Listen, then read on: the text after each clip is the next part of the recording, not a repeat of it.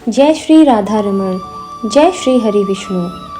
हमारे वैदिक शास्त्रों में कहा गया है कि संसार रूपी सर्पदष्ट पापी मनुष्य जब एकादशी के उपवास का पालन करते हैं तो वे तुरंत ही सुखी हो जाते हैं। एकादशी को एक साधारण व्रत या फिर मात्र एक तिथि नहीं समझना चाहिए, बल्कि वो तो साक्षात भगवान श्री हरि के दिव्य शरीर से उत्पन्न होने वाली शक्तिशाली देवी हैं, जो मनुष्य को मनचाहा भौतिक वर तो आसानी से दे देती हैं, लेकिन सबसे महत्वपूर्ण वो भगवान श्री कृष्ण की शुद्ध भक्ति और आध्यात्मिक मार्ग पर आगे बढ़ने की ऊर्जा प्रदान करती हैं। इस व्रत का पालन करने से मनुष्य अपने हजारों जन्मों के पाप कर्मों से मुक्त हो जाता है और भगवान की परम भक्ति को प्राप्त कर लेता है।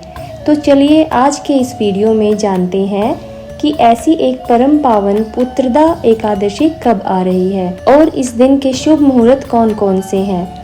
पौष मास के शुक्ल पक्ष में आने वाली पुत्रदा एकादशी इस बार आ रही है 10 जनवरी 2025 शुक्रवार के दिन। इस दिन प्रातः ब्रह्म मुहूर्त का समय रहने वाला है 5:50 पर और सूर्योदय होगा 7:26 पर। एकादशी तिथि का आरंभ हो रहा है 9 जनवरी के दिन दोपहर को 12:25 पर और पूर्ण होगी 10 जनवरी को सुबह 10:19 पर।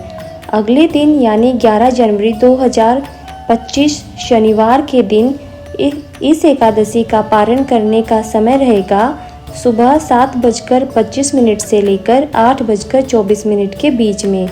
भारत के सभी शहरों में यह एकादशी हम 10 जनवरी को ही मनाएंगे।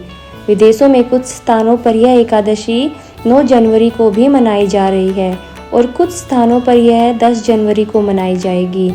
इन सब की विस्तृत जानकारी आपको डिस्क्रिप्शन बॉक्स में मिल जाएगी और आप स्क्रीन पर भी देख सकते हैं। इस बार भी एकादशी तिथि को लेकर आप सबके मन में कोई संशय ना रह जाए, इसीलिए हम फिर एक बार इस बात को स्पष्ट कर रहे हैं कि भले ही इस बार भी एकादशी तिथि का आरंभ 9 जनवरी के दिन में हो रहा है, लेकिन फिर भी उदया तिथि के अनुसार हम वैदिक कैलेंडर में किसी भी दिन की शुरुआत सूर्योदय के साथ ही मानते हैं।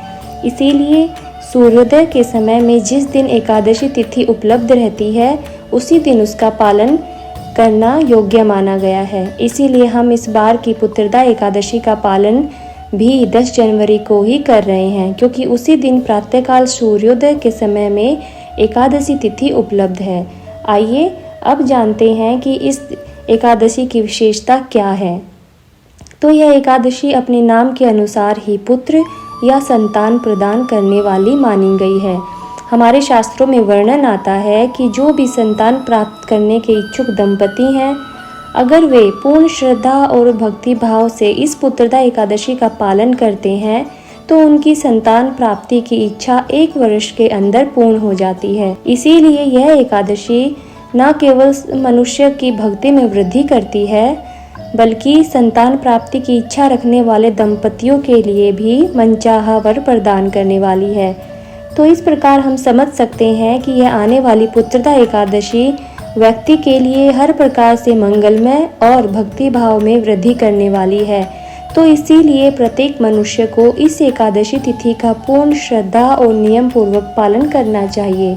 आइए अब देखते हैं कि इस एकादशी का पालन कैसे करना चाहिए या इसकी व्रत विधि क्या रहने वाली है। तो देखिए, किसी भी एकादशी व्रत का पालन करने की शुरुआत उसके एक दिन पहले से ही हो जाती है, यानी कि 10वीं तिथि से। तो आदर्श स्थिति तो यही होती है कि 10वीं के दिन संध्या के समय में भारी अन्न युक्त भोजन नहीं लेना चाहिए और यह भी प्रयास करना चाहिए कि सूर्यास्त से पहले ही भोजन कर लें। एकादशी के दिन प्रातः ब्रह्म मुहूर्त में उठ जाना चाहिए। उठने के बाद स्वयं को स्नान इत्यादि से शुद्ध कर लेना चाहिए और अगर घर में गंगा जल है तो उसकी कुछ बूंदें अपने स्नान करने के जल में डाल लीजिए और फिर उसी से स्नान करिए। इससे आपका पवित्र नदियों में स्नान हो जाएगा।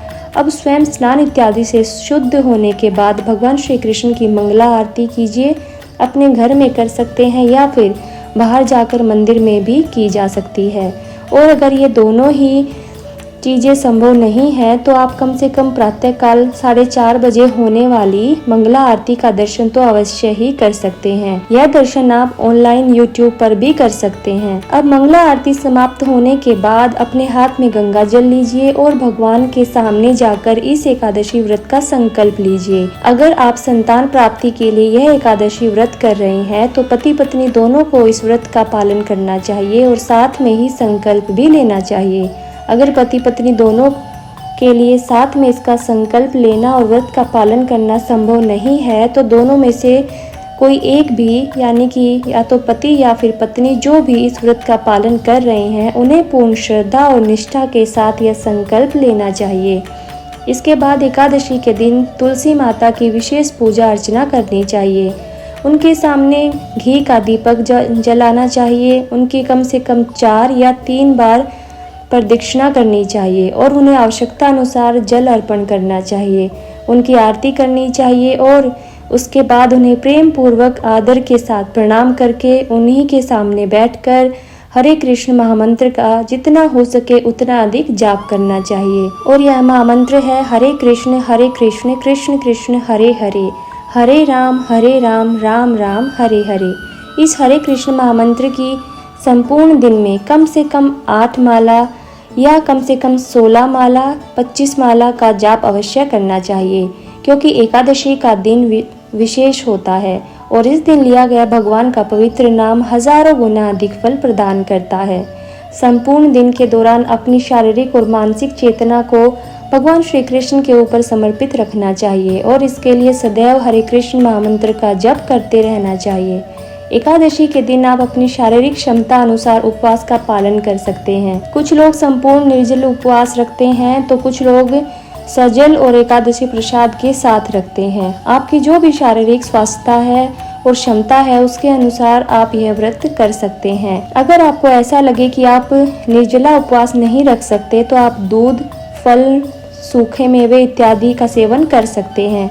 अगर यह भी आपके लिए पर्याप्त नहीं है तो आप एकादशी के प्रसाद के साथ भी उपवास का पालन कर सकते हैं। शाम के समय परिवार के साथ भगवान के सामने बैठकर हरे कृष्ण महामंत्र का कीर्तन करना चाहिए। तुलसी माता को और भगवान को दीप अर्पित करना चाहिए और फिर अगले दिन द्वादशी पर निर्धारित समय के अंदर ही पारण करना चाहिए। अगर आप पारण की संपूर्ण विस्तृत विधि जानना चाहते हैं तो आपके अपने इस चैनल को याद से सब्सक्राइब करके रख लीजिएगा और नोटिफिकेशन भी ऑन कर लीजिएगा, क्योंकि हम इस एकादशी की विशेष पारण विधि यहीं पर लेकर आएंगे। इस आने वाली पुत्रदा एकादशी की संपूर्ण पौराणिक कथा को सुनने के लिए इस चैनल को सब्सक्राइब करके रख लीजिए। और अगर यह वीडियो में बताई गई जानकारी आपको महत्वपूर्ण लगी है तो इसे अपने मित्रों और परिवारजनों के साथ भी शेयर कीजिए।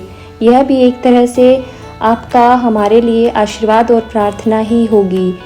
इसी शुभकामना के साथ आज की इस वीडियो को यहीं समाप्त करते हैं और हम आपसे मिलेंगे इसी एकादशी की कथा के साथ बहुत जल्द इसी चैनल पर। तब तक के लिए राधे राधे।